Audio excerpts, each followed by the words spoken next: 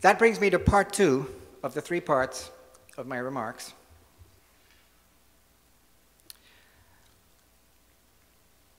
There really is no other institution like Cooper Union, and I've been at a number of institutions, and it has just been, of course I knew so much about it that attracted me to this place, and as I've been here, have learned more and more, and by teaching and working with students and faculty, learned more about the texture and the nuance of the very special qualities.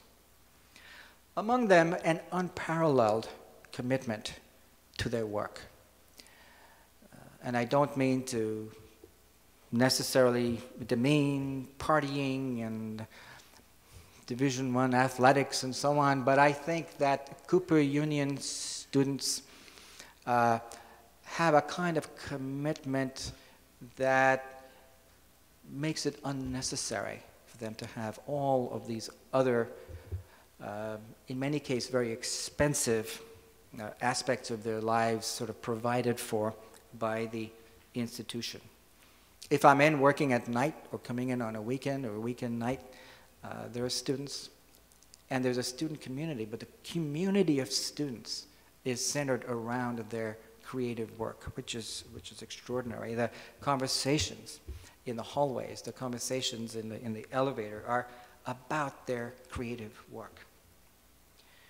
Their relationships, for the most part, are built on their work. And that's quite unique. I think as I look at other institutions, the relationships are formed in many ways, but you don't see this convergence of relationships around their work. It is a meritocracy, and a unique one. There's a unique set of schools: art, architecture, engineering. I don't know that there's another institution that has quite that combination, and that carries with it really very special opportunities that I'll talk about in a second. And then there's the dynamic, edgy East Village, which has got to be a huge attraction to students. If we take a walk late at night, or even sometimes wake up at 3 a.m. to take the dogs out for a walk, the place is alive. And that's a very exciting place for our students, and a tremendous feature to attract students in the future. And Cooper Union has had more than a 100-year history of providing full tuition scholarships to all students.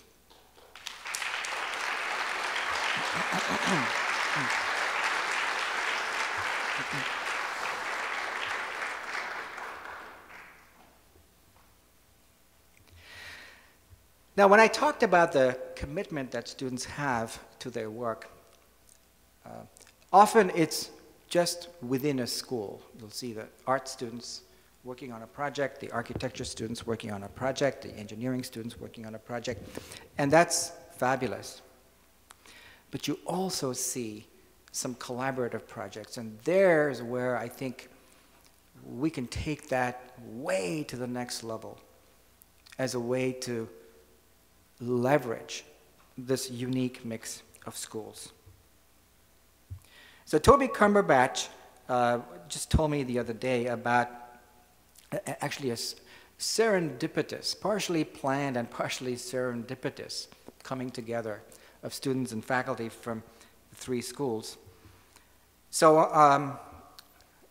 about a few weeks ago, Margaret Norton, a professor in the School of Art, brought her 2DD class to talk to Toby Cumberbatch's electrical engineering class about design for refugee shelters. And then a little bit later, Professor Graham Shane from the School of Architecture came and talked to the class about domes in architecture, also for refugee shelters. And during one of those classes, about 15 engineering students built a prototype of a shelter in the gallery at 41 Cooper Square. But they had to vacate that by 2 p.m. to enable an art student to hang an exhibition And the art student came in, Celeste from my class. Is Celeste here? Hard at work on her project. And they had to clear out the sheltered dome, but Celeste came in and said, don't throw that away. I'll make that part of my exhibition. And I think these are the kinds of moments of students coming together and faculty coming together from different schools that can provide the kind of innovative spark that can make Cooper Union truly unique going forward. Now, in one of the little small group discussions that I've been having in my office, where alumni, faculty, students, parents, staff can sign up online to join in these small group discussions. One person said to me, quoting an iconic novel, "These are the best of times, these are the worst of times." Well, I'll start with the worst and then say a little bit about the best. They're the worst of times nationally. We are in the greatest recession since the Great Depression, and there is a lot of anxiety in this country.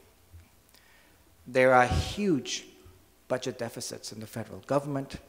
The nation itself has mountains and mountains of debt.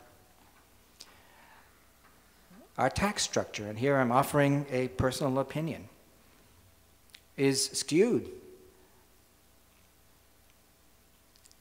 And those who can contribute more should contribute more to help solve our national problems. And we see from Occupy Wall Street that there is a very substantial polarization in the sense of where our country should go. Social Security, Medicare, those funds are under tremendous pressure. And it's going to be extremely important for the wealthy in this country to step up to make possible these social safety nets for those who didn't have the same opportunities or fell between the cracks.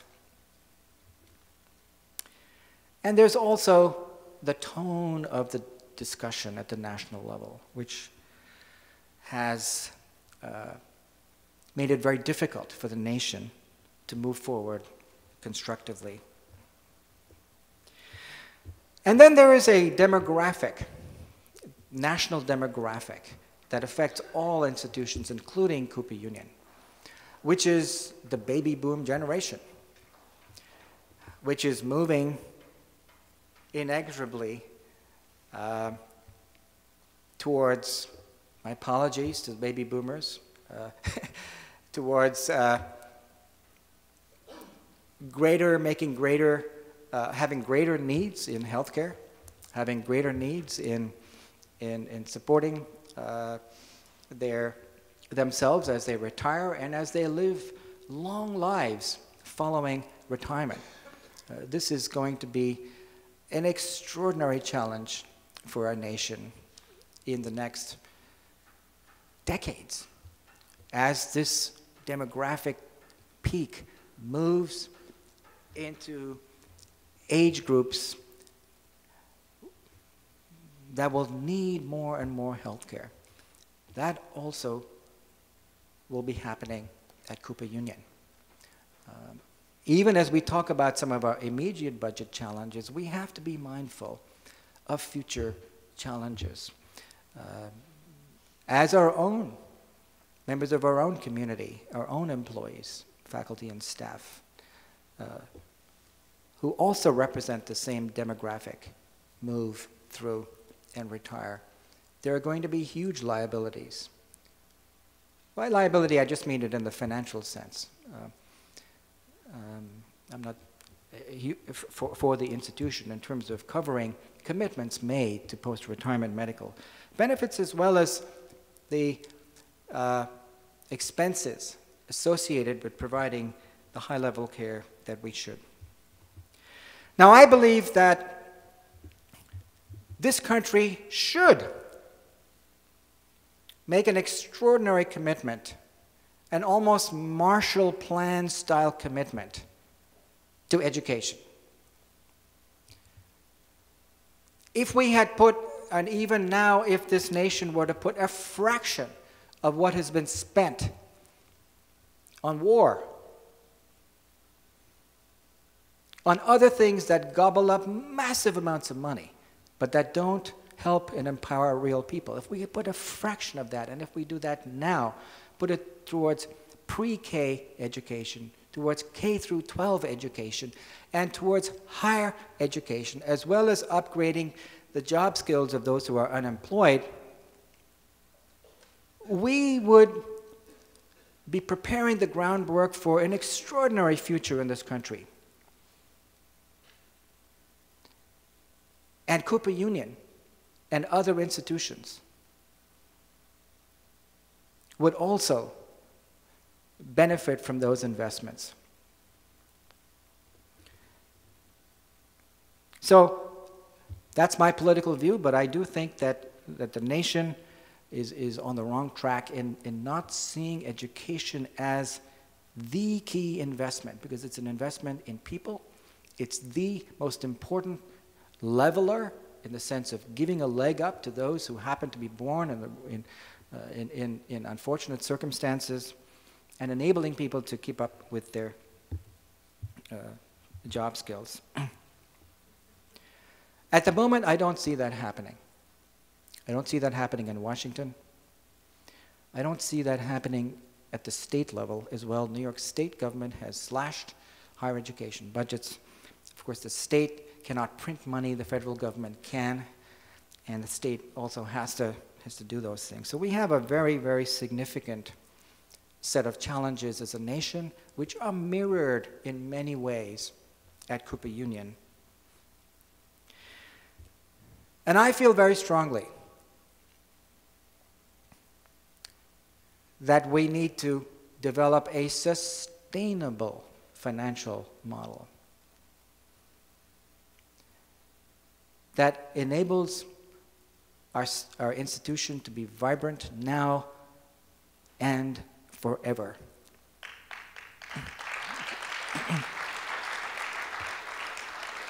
Just as the environment needs to be put on a sustainable footing,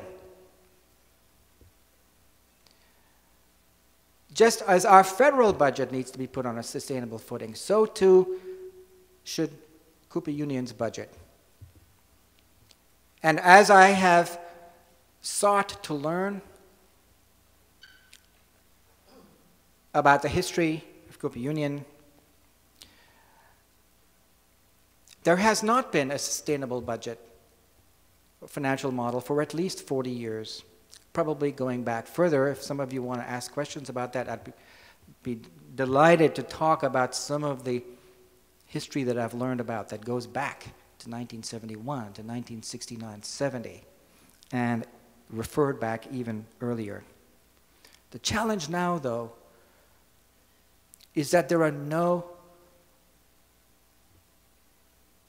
obvious assets to sell. Selling assets is just a stopgap measure. You do it to preserve a central feature of the institution,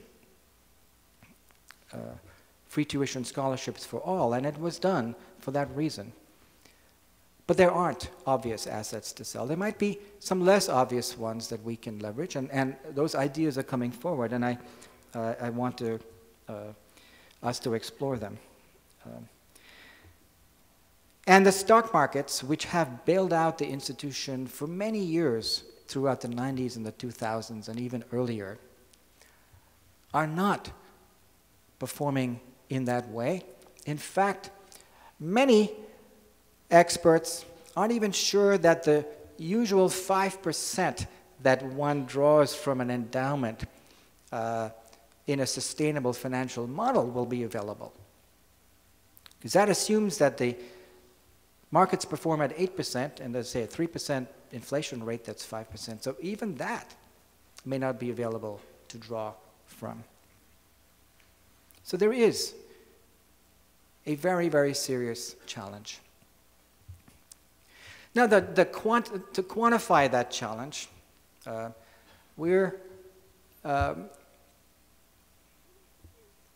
number that I've used is a rough number, and we can go into a debate about whether you should include depreciation or funding for post-retirement medical benefits, or whether you should use, gifts to the unrestricted fund as part of your operating budget, which you cannot. There are many ways in which you can do that, but I think that we have roughly a $20 million shortfall on an annual basis. It might be smaller than that, but because as our unrestricted pool of the endowment becomes depleted, the payout from that, the return on that investment also shrinks, which increases the deficit. If we wanted to get a one-time increase in the endowment, that would be 20 times that amount, roughly 400 million that we would be set for a long time. Now, we are working on the cost side as well to bring down costs so that those numbers can come down. And these are just rough numbers at the time. But these are also the best of times, because there's opportunity in innovation, in entrepreneurship, and that's where Cooper Union can be so good. And I talked about how if students can get together in engineering, art, and architecture, and faculty can get together, and these students with a sound grounding in the humanities and the social sciences, and the kind of support and help that they can, then there's no reason why in the long term we can't have a kind of innovative entrepreneurial culture that does spin off in financial terms. And I've worked in this arena, technology transfer, but in the arts, the creativity that can be brought to bear. We can, in the long term, establish an environment which is exactly what the nation needs as well to be more effective in a global economy. And I want to get that going, and I know a lot of you want to get that going, and we will do that. It's a long-term strategy. We need short-term and medium-term strategies as well.